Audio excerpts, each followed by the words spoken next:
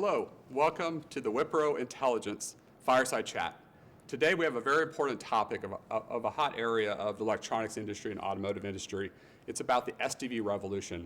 And this is important because we have some esteemed guests on this chat that'll be able to look at all the aspects of the industry, from the market to the actual software and ecosystem and partnerships, and all the way through execution. So I have a esteemed panel. First of all, my introduction, Brian Carlson. I come from the semiconductor industry. I was with NXP for a decade in automotive processors. I have experience across the platforms, and will provide some of that perspective from a semiconductor vendor. I also am an advisor with SDVerse, which is a software marketplace. We'll talk about software marketplace too. I also on the panel have Dr. Partha Goswami.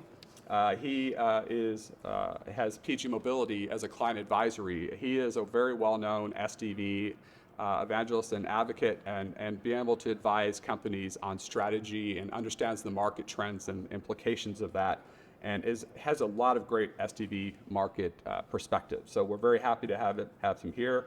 He was also with GM in the past, so he had many years at GM, so he has a lot of perspective from an OEM that's very beneficial here. Second, I have Pavan Vemuri. He's with SDV Marketplace. This is how we're bringing basically SDV industry together, the whole ecosystem. And he's director of product engineering, a very strong background in machine learning, Gen AI, DevOps, or ML Ops. He comes to us from Ford, also has the experience from an OEM perspective. And he'll be talking about the collaboration and the software and bringing everyone together all the way through procurement and efficiency of a marketplace. And then finally, I'm really excited to have Dr. Swarat Mandal from Wipro, because this is where the rubber meets the road. It's the execution side of things, because you can always talk PowerPoint, you can show demos, but we have to execute. And the OEMs and Tier 1s and Tier 2s need help. And that's where Wipro does a great job. So he leads the global automotive engineering business. He has a great perspective. He's been doing this for over 30 years, strong history of delivering solutions and products to OEMs, Tier 1s and Tier 2s in automotive, as well as other industries. So I'd like to start with Partha and give us kind of the overview of where we're at today. What are you learning at CES? Like, there's some new things we're starting to see, some new trends, and what is driving SDVs? Yeah, so thank you for the introduction. And this is actually my 18th CES, so I have a history of how things have evolved over the years. And this year in particular, I see some very critical shifts in the industry, okay?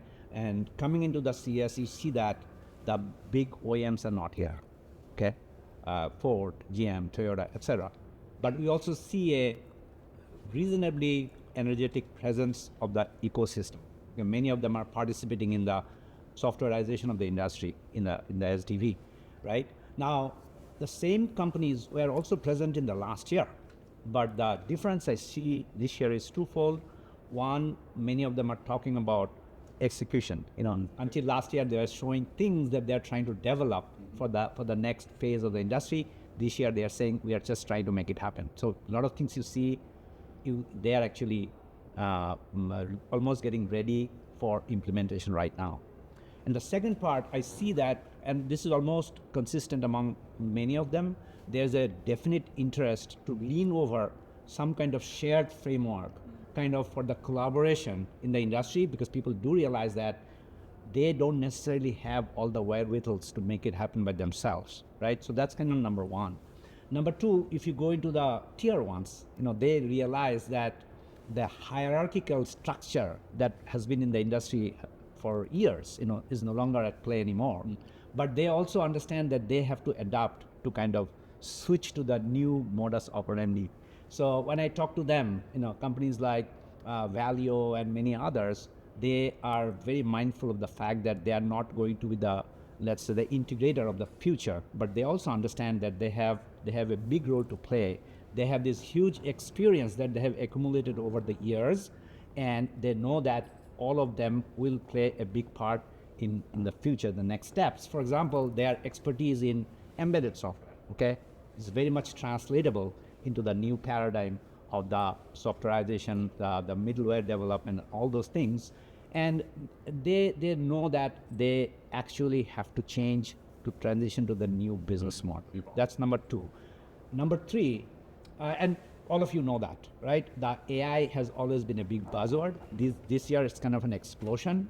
But in particular, you keep hearing the word physical AI, which is basically a manifestation of some of the AI concepts, but going into robotics, specifically culminating into the humanoid robots. And there is a reason for that. So you hear Mobileye announcing that they just acquired a new new robotics company. NVIDIA had a lot to talk about robotics. Hyundai, actually their entire press event was around robotics. And the reason is that the logic that these humanoid robots use to navigate themselves in the real world has very direct translation into the autonomous mobility of the industry, right? And the final part, I would say that the OEMs, the traditional OEMs are not here, but at the same time, we see a lot of Chinese OEM, the Geely and Great Wall Motors, and not just the OEMs, also a large part of the ecosystem, technology ecosystem are there.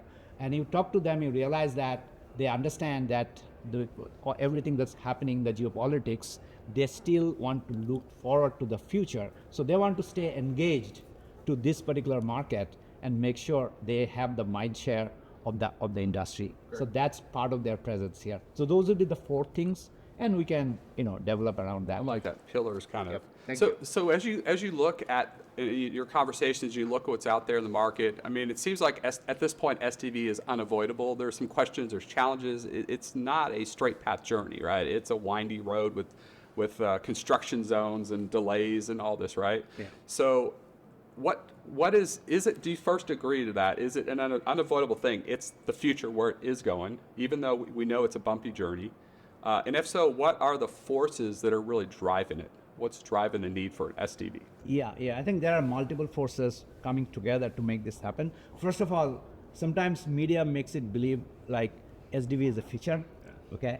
But actually it's not, it's far bigger. It's an enabler. It's an underlying architecture that we all have to transition to for the vehicles of next generation, right? But then there are multiple reasons why that is actually a necessity. First of all, if you look at the consumer side, coming from the consumer electronics, like everybody talks about, hey, I need a refreshed version of my product. I need my device to actually be a part of my digital life.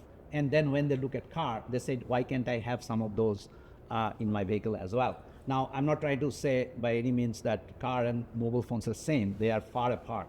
But at the same time, some of those, the need for that digital experience inside my next generation of vehicles is one of the factors usually playing for behind this SDV transition. But also there are more practical, from an OEM standpoint, practical reasons. Things like I need a completely new framework so that I can continuously refresh and make my product more upgradable, things like that. And the final part is, you will see that there's a huge economic advantage eventually, not necessarily in the monetization that everybody talks about, but basically how this can actually save your costs. You can have once you have a particular framework, you can continue to reuse it over the years for the long term, and you will see a lot of cost benefits associated with that, right? So I think those are some of the factors that are actually driving into the industry's almost, not almost, unavoidable transition to software, what I call softwareization, but basically adoption of this software-defined vehicle. I like that. You gave a good comprehensive kind of overview of some of the key factors going in. That's excellent. Are there any misconceptions about SDV? I know there's a lot of misuse of SDV. People don't understand it, but all the time. And I don't think anyone's going to go to the dealership and say, show me your latest SDV, right? It's going to be more about what they're looking for, the experience. Like you said, I liked what you said. SDV is more the enabler to takes automotive to the future and gives consumers what they want. Are there any other misconceptions that you'd want to touch on that you think are out there? Maybe it's still in the media, maybe it's even within the industry. Yeah. I think one of the, and again, I'm a car industry guy, has been for decades, right? So maybe I'm biased, but I would say that the softwareization is super critical at this time of the industry, and the car industry has to change significantly to adapt to that. But at the same time, we also need to make sure that car is not necessarily a consumer device, because at the heart of it, the safety is paramount. Yes. Okay, so I can do all this cool stuff in the car. I can research the car and all those good stuff. But at the same time, the core requirement remains that I need to go safely from point A to point B, right? So that doesn't always show up in the discussion. That's a of all good these small point, things. because it's not just a smartphone on wheels. That's something that it frustrates me a little bit, because there's an aspect of that, right? But it's almost like a layer of it. But the key thing is, the automobile, first of all, the job is to get you safely from point A to point B. So I'm glad you touched on that, actually. Thanks. Okay. So I guess I'll shift to myself, not as a moderator, but as actually addressing that next level, which is kind of the platform level, the architecture, coming from a semiconductor perspective and doing this the last 10 years and actually driving up to SDV. It's been a pretty amazing journey. In the past, vehicles were defined, the functionality was defined by boxes, ECUs, right? Electronic control units. So if I needed a function, I'd add a box. The box was kind of a black box. It provided windshield wipers or certain features of the vehicle, infotainment box. But there were boxes, and tier ones would build these boxes and integrated by OEMs. But what's changed now is that's not scalable. And you kind of touched on that too, right? It's the scalability. How do I take this in the future and at the same time meet consumers' digital life and digital preferences and what they're used to, right? You'll talk to OEMs, the current solution is not scalable. It breaks because the amount of wires, they can't even, some of these wires are 3 inches thick. They can't, cables can't get them through the doors. It's a problem. So first of all, there's the physical aspects of it. There's also the cost aspect of it and scalability going forward. So what's happened is with these architectures, instead of a bunch of boxes kind of spaghetti together, it's going to a more modular and more of a common type of architecture where there's a lot of reuse from a software perspective. So instead of having boxes, 150 boxes sometimes with different software, different OSs, different levels of security. Security is a huge thing, safety and security. We need to have a more common way to do that. And what we see is consolidation of these functions. So instead of ECUs, you see these integration, whether integration ECUs or super integration or central compute. You have zones where you're consolidating functions physically within the vehicle, depending on the functions of that part of the vehicle. So this has a lot of implications to the ecosystem. Now, how do I build these new, I would say, super integrated or consolidated boxes, whether it's a zone controller or a central compute, because we're not going to do individual ECUs for every function. How does that impact the software industry? How does that impact the integration? How do partners have to work together to make this come together? That's the big challenge, and we'll talk a little bit more about that. So from a semiconductor view, that has been addressed, moving more from an MCU to more of the super integration, which integrates many MCUs and microprocessor technologies, and you start to hear about AI-defined vehicles sometimes. So you're starting to see the AI coming in where AI is integrated, whether it's MPUs or special AI accelerators. So that's a huge trend, and we're seeing that too now. I think my previous company, XP, announced a device doing that too. So it's all about consolidation, integration.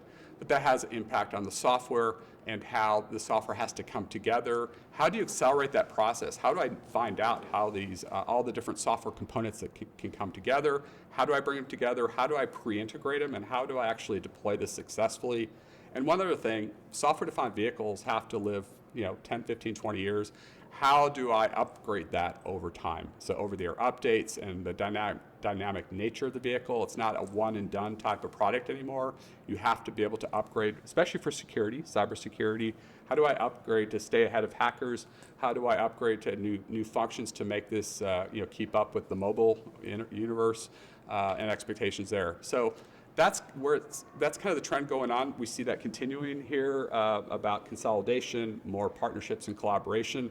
So I'd like to turn it over to you to actually talk about, Pavan, the ecosystem. What are the challenges that OEMs and tier ones and software providers working together? How do they find each other? How they work together? And you're in the software marketplace with SDVerse, so I thought you may have some good perspectives on how it's all coming together and how it's become more efficient. Yep. Thank you for having me, Brian. I would like to touch upon a couple of things that you both mentioned, very good points. One, the part I was talking about, the SDV innovation is not like a nice to have anymore, it's a necessity because of all the features that we are seeing at display at CES as well. And the other thing that you have mentioned is the hardware consolidation, right? And the software abstraction. What that calls for is it calls for more collaboration between the ecosystem members, which is the OEMs, tier ones, tier twos, startups, and so forth. So when it comes to how the ecosystem is like today, there is a lack of, say, a streamlined collaboration in the ecosystem where the OEMs, if they want access to innovation, they want to move towards the SDV architecture, they need to have a lot of conversations, lot of discussions. Sometimes they take months to discover what is out there. And then once that is discovered, then the make versus buy decision is also a big aspect of how the features and several things that they have been in their roadmap for the OEMs are bring to fruition, right?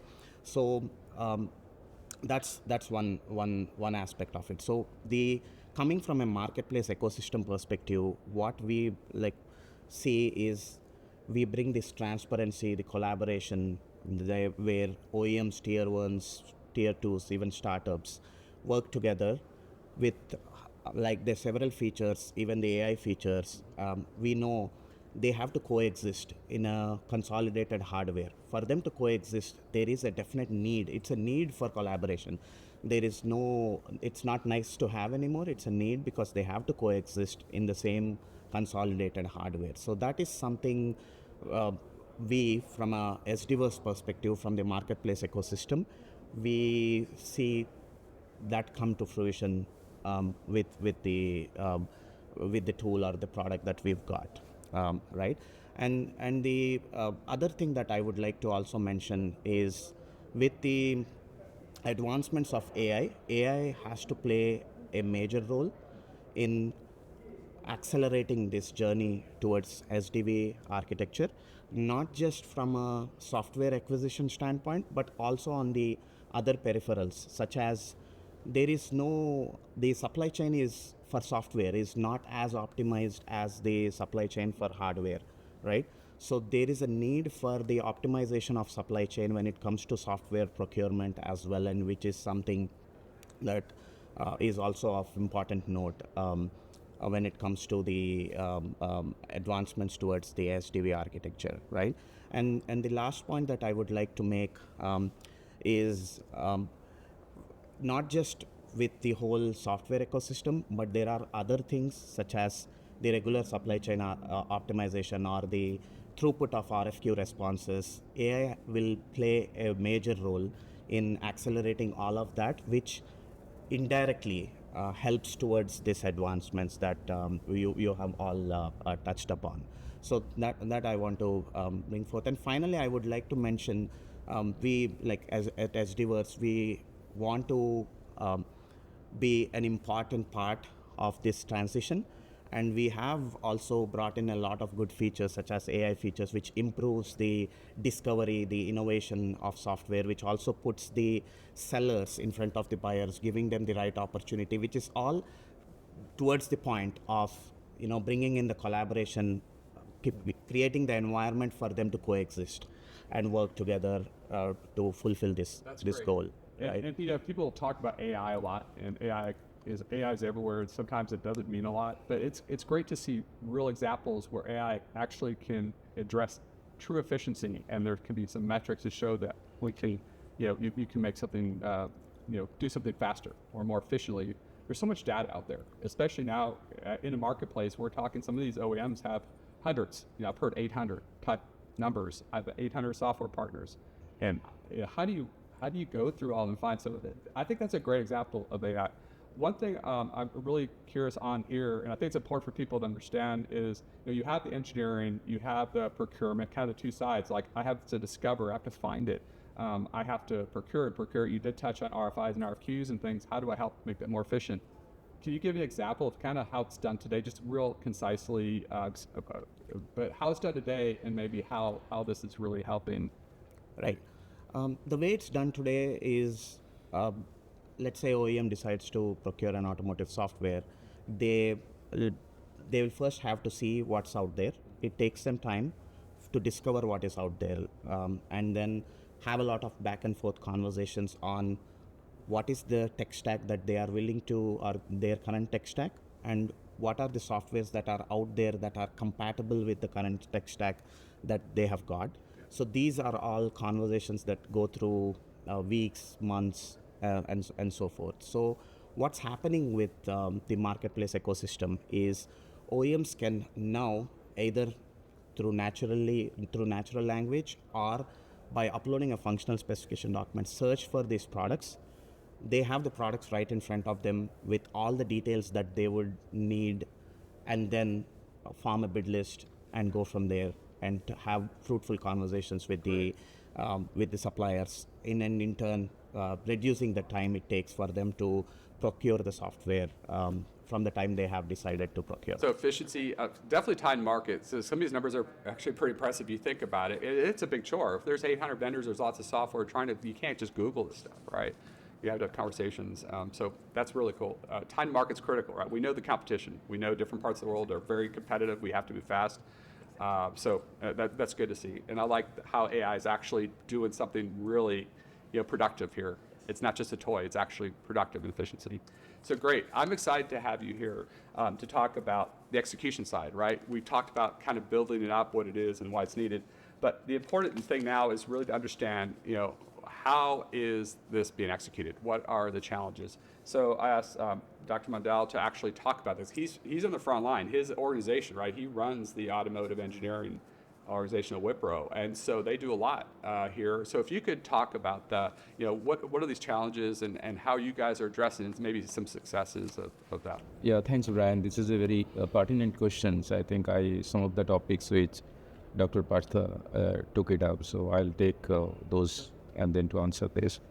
So today, acceptance of SDV in the automotive industry is there. So it is no longer a proof of concepts, or no longer is a doubt that SDV is needed. So already that has been established. But what is not established, how to go there, and what are the intermediate stages? Last few years, we have seen in the industry that various programs got abandoned, and they are not, I should not say completely abandoned, they're realigned to the product roadmap. And basic reason, if we look at, is not the technology. Technology enablement capabilities is there. How to use those technologies to realize the SDV dream at a cost point. There are various examples today in the industry that level 4 SDV can be achieved. And when you talk about level 4 SDV, we have to understand, if you double click on that, it's a modernizations of the vehicle platforms. So today's vehicle platforms, if we look at silicon to the applications, it has got a different componentizations or different architecture, whatever the name you give. So that is there. But those architecture needs to be completely transformed. And when you talk about level 4 SDV, this is transformed. It includes silicon, it includes the middleware, it includes the applications, the way service is created, the way applications uses that service to build the functions of the vehicle. So in all of it, it has changed. It will be changed. A question is that, should we make that change at one go and then try to build the entire platforms afresh, and then build the ecosystems to really, when I talk about ecosystem, it is not only the vehicle per se, vehicle is running on the road. We need to have a communication infrastructures. We need to have different back-end policies. Safety criticality is one of the aspects, how we can take care of safety, cybersecurity. So if we look at all these dimensions together, it's a very complex phenomenon. And solutions about those challenges are coming forward at a different pace. Silicon, they're doing something. Software providers, they're doing something. Infrastructure providers, they do something. If you want to put them together at a level, so that is a challenge today. So hence we need to look into, from the execution's perspective, that what is the high impact of the features which will actually give the benefit to SDV. Often this question has been asked today, that whether the vehicle has got the zonal architectures or a domain architectures or the legacy architecture, it does not matter to the user of the card. Yeah, it's transparent. It's completely transparent. So should I really convert the complete architecture which we talked about for level 4 at one go, and then focus on what is it there for user? User is not going to pay additional dollar Right. for the architecture transformation. They might be paying additional dollars for getting his function refreshed. So if we try to understand this circle or cycle, then we have to break the cycle at the user side. And user has to accept that this transformation is experienced. So once this is done, then only you can create the transformation glitchless. So what we are seeing today, if you look at one of the user experience today, which is driving this industry, is autonomy. So because our demographic changes happened, so people are trying to work at every time when they're out and awake. So how can I make people work when they're traveling or moving from point A to point B? That means you are creating an ecosystem within the vehicle which are really helping them to really achieve that. That's the one aspect. So that's why autonomy is important. Second is a personalization experience. So let's say if I want to really go somewhere, I'm doing some work, how we can, vehicle can intelligently discover and deliver to the vehicle. So these are the few things which are driving, which will drive the SDV dream in future. So as engineering service providers, I mean, if you look at the role of engineering service providers or the people who are execution, I mean, it is not only today engineering service providers, tier 1 also responsible for that, and also tier 2 and all. Ecosystem is responsible for that. So they need to really focus on how we want to make it much more cost efficient. Let's say even development of the function, delivering the function, creating the infrastructures, how we can do it much more cost efficiently. And also do it in phases where we first get the high impact part delivered first, and then gradually moving into the level 4. So it is a journey. We have to design the journey and then try to really make it happen. As a execution challenge is to really do and achieve that. And of course, everybody will agree that AI is the centerpiece today for achieving some of them. Reusability is talked about. SDV stands on the reusability. Even if we talk about the relevance of the marketplace like SDVerse.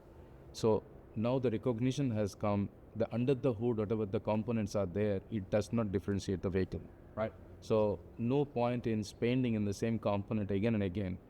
Even a competition's OEM can sell that component to the other competition's other OEM, because that does not really change the vehicle experience for the user. That does not drive any differentiation. So marketplace not only reduces the supply chain time, whatever Pawan has mentioned, also it opens up the possibility of developing something not for your own vehicle, also to deliver it to the market, to a tier 1 or to be other OEMs. So that means no longer a software division is a cost center for OEM, it is also a revenue earning center. That is the possibility. That in other way, it will cross-subsidize the cost point of the transformation need, what we are talking about. So it is a whole lot of different dimensions SDV can bring in. And from the execution's point of view, we are keeping tab on all of these aspects. And we are trying to really get into the ecosystems and collaborating with the ecosystem partners to make it much more structured approach to navigate through this journey. That's what we are doing, for example. I love it. I love it. You know, I think you'll hear that word over and over, collaboration, right? All this is about collaboration. And I know one of the big challenges right now that I'm hearing, and part that I think you've heard this too, is the execution side. We're in the execution mode, and cost is becoming the big issue, right? You can design an SDV for a high-end, $100,000, luxury car or something, but hey, I need to take this technology to scale. Which, look at the hardware and look at the software, they're trying to be able to have that scalability to do that.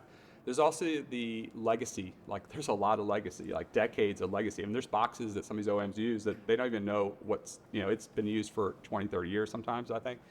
But how do you address that challenge? I think you kind of touched on that a little bit. How do we address the challenge of going to SDV? It's not a one and done either. I think it's one of those things, maybe an incremental type of step. Are you seeing that approach to address those vectors of how do I do this cost efficiently? How do I scale it? And how do I factor in all this legacy that I could leverage maybe and maybe migrate over time? Because if you think about time to market and trying to do it all at once, maybe because they're not they're not blank sheets like a startup, or an EV company out of Silicon Valley. It's a different thing for the large OEM. So how are you seeing that, and if you could touch on that aspect from an engineering point of view?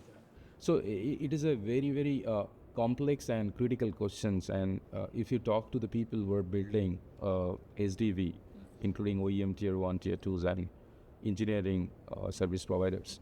So fundamental question is the separation of the features from hardware to software. So now question is that, do we need it to really separate everything from the hardware to software? It'd be a hybrid approach. So at some point, question might be yes. At this point, no. Okay. So many discussions happens like that. So I have got a feature. How do you really decide that what would be implemented in the hardware, what would be implemented in the software? It is a age-old question of the system engineering. So now should we really implement it in the hardware? If it is implemented in the hardware, then updatability, scalability will be limited. If it is in the software, updatability, scalability is more.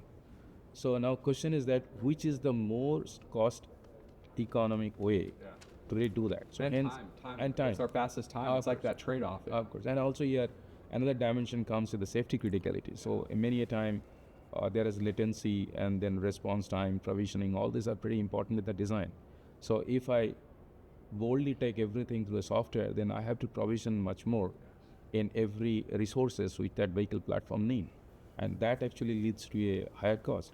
So hence, we have to really take in every feature piece by piece and then see that what is the user experience it is driving and what is the price point I can get from it. So this is the questions everybody is answering. Sweet spot. Find that sweet spot. And that equilibrium depends on how scaled the technologies are.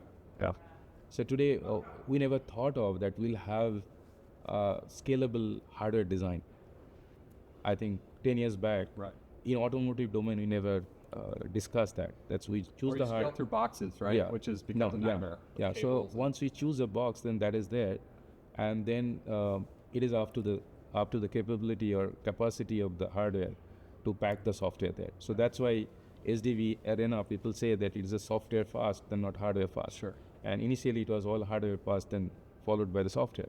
Now scalability of the hardware, people now thinking of that how we can have the box which is scalable. That means we can take a bomb in and bomb out.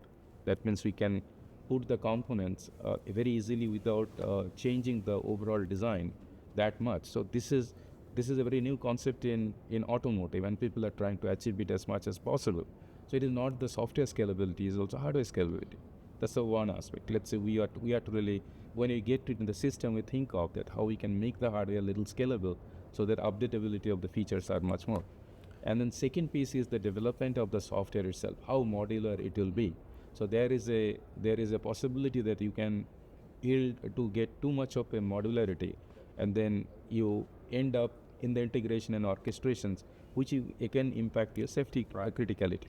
So these are and then you have to have that high performance computing running on the same hardwares, having multiple cores and multiple mixed criticality, Right. and then maintaining the latency, and then those are the areas actually is the devil in the details, I should say. It's all good in at the top level. So these questions has to be answered together. Yes. It's not only one, together.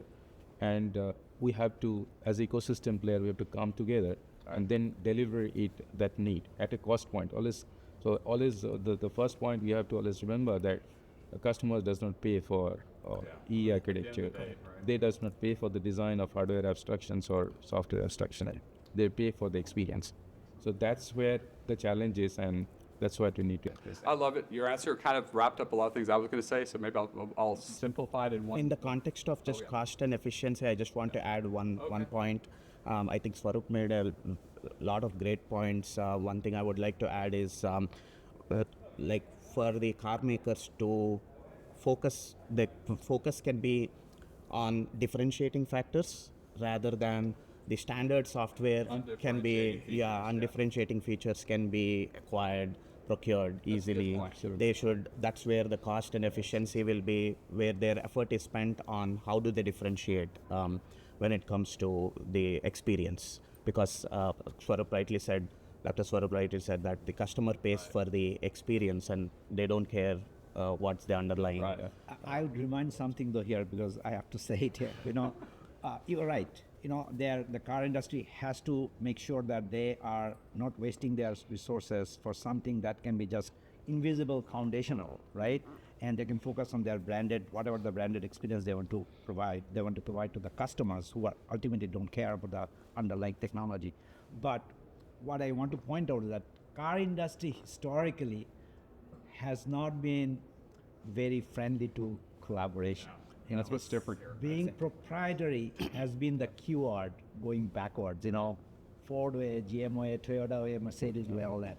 So I think there will be a bit of learning curve where the not just the OEMs but also their partners, they have to figure out how do we make happen this transition. Where I'm actually still providing the right branded experience, differentiated branded experience to my consumers, but at the same time, I'm also leveraging the common foundational components, software, hardware, whatever that be, that go into this vehicle. Right? I think that's a learning process. We are not there. That's by any means. And that's why the point which Dr. Goswami is also mentioning. I want to add one thing that the cultural change of the organization is quite important. And when SDVerse has been formulated, that idea of reusability of the components, which was specifically OEMs never want to really share. So that's why one of our partner, a member of this company, they initiated the fact that the reusability of the component under the hood of the vehicles is very important. And that's what actually where economy of scale will come in for them. So that's why SDVerse has been formulated, and it's a great initiative. It's maybe a little bit way ahead of time, and we are making progress in SDVerse to really foster that culture and build into their procurement systems of the OEM so that the cost efficiency comes in the development of the vehicle. Thanks for that point to kind of tie those things together, because definitely culturally and how people work together has to change to be efficient, to be competitive, and to be cost effective. All those things we talked about. So I really appreciate your kind of tying that together. Thank you. So thank you for joining the Wipro Intelligence Fireside Chat. I hope you enjoyed this. There's also other series that you could check out to learn more from industry experts. And thank you to Wipro for their sponsorship for this Fireside Chat. I enjoyed it, and I enjoyed the podcast. Thank you.